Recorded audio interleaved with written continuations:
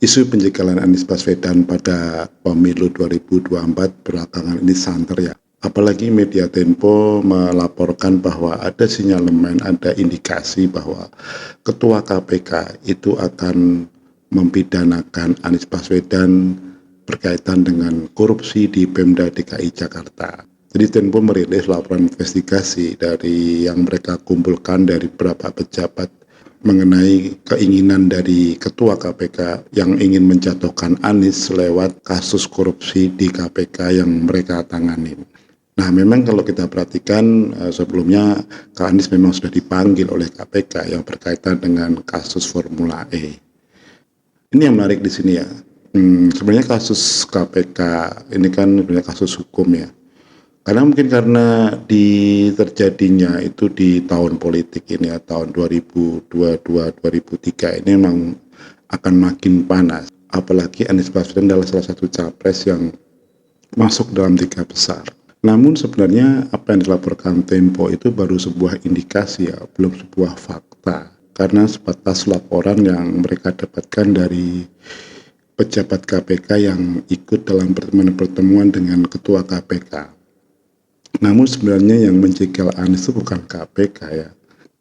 Misalkan gini ya, Anies sudah diperiksa KPK. Ya, selama kasusnya itu tidak naik menjadi tersangka, masih sebagai saksi, tidak akan menghalangi jalan Anies menuju Capres 2024. Saat ini di depan mata sebenarnya yang menghalangi Anies menjadi Capres 2024 adalah Partai Demokrat ya. Karena pada pertemuan terakhir antara Partai Demokrat dengan Partai Nasdem, di mana seperti kita ketahui Nasdem ini adalah salah satu partai yang mengunggulkan Anies sebagai Capres 2024. Jadi antara Nasdem dan Demokrat itu tidak ada sepakatan soal Cawapres, kabarnya gitu ya. Meskipun di beberapa media sosial, di media-media sudah beredar bahwa AHY itu akan berpasangan dengan Anies. Dalam hal ini AHY sebagai Cawapres, sementara Anies sebagai Capresnya.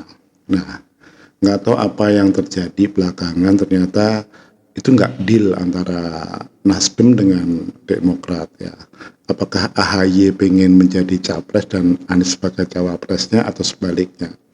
Tapi kayaknya dari pihak Nasdem menginginkan bahwa Cawapres untuk Anies itu bukan AHY. Mungkin ada problem tertentu ya, yang tentunya berkaitan dengan dana pendukung untuk pencapresan Anies sendiri.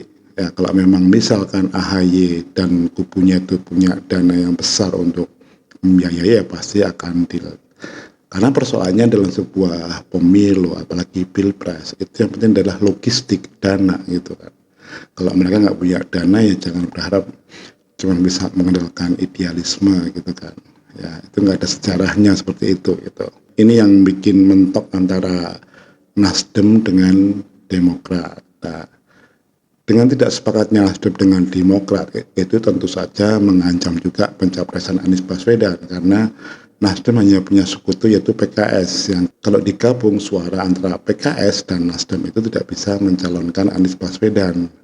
Bisa jadi seperti diperkirakan oleh pengamat politik Hasan Nasbi bahwa Anies tidak akan bisa maju sebagai capres. Bahkan saat itu Hasan Nasbi berani menjamin bahwa kalau Anies bisa nyapres, dia akan memberikan mobil Alphard baru. Sebuah tantangan yang berani ya. Tapi yang jelas kalau sampai Anies tidak bisa nyapres, ini akan menjadi tragedi juga. Karena seperti kita ketahui relawan-relawan ini adalah relawan-relawan garis keras. Dan mereka sudah sangat sulit pada pilkada 2017 ya. Ya kalau kita perhatikan para pendukung Anies ya tidak jauh dari pendukungnya pada saat pilkada 2017 yang menaikkan dia sebagai gubernur DKI Jakarta. Lalu sebenarnya apa keinginan dari Demokrat ya? Apakah pertimbangan-pertimbangan apa gitu ya? Apakah mereka ingin menjegal Anies sehingga Anies itu tidak bisa maju dan akhirnya mereka punya alternatif ya, mengurangi pasangan gitu, mengurangi bersaing gitu kan, sehingga AHY bisa maju sebagai capres dengan didukung oleh partai-partai yang lain. Ya seperti kita ketahui kan memang Demokrat tadinya pernah berkuasa selama 2 periode dan pengaruh mereka di antara partai-partai politik kecil-kecil seperti PAN, kemudian PKB, kemudian P3 itu masih cukup kuat ya. Dengan mengandalkan mereka sebenarnya Demokrat bisa mengusung AHY sebagai capres. Tapi persoalannya apakah mereka mau juga? Karena lagi-lagi persoalan logistik. Apakah Demokrat bisa mengelang logistik untuk menggolkan AHY jadi capres ya. Ini menarik ya.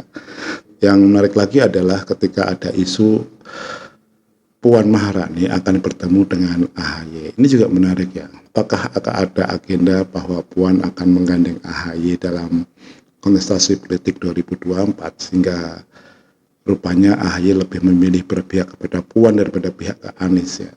Karena kita ketahui kalau ke Puan kan lebih terjamin karena PDIP suara terbesar dan memang punya suara yang solid dan loyal gitu ya, dibandingkan dengan Anies yang faktanya kan memang nggak punya partai. Dia kan selama ini dia tidak berpartai gitu ya, meskipun misalkan Nasdem pun juga bisa tiba-tiba melepas Anies kalau memang apabila dirasa apa yang mereka dapatkan tidak sesuai dengan apa yang mereka inginkan. Ini ya misalkan masalah porsi-porsi tertentu dalam politik gitu, seperti mungkin juga kue-kue yang harus dibaginya tidak memuaskan seperti itu.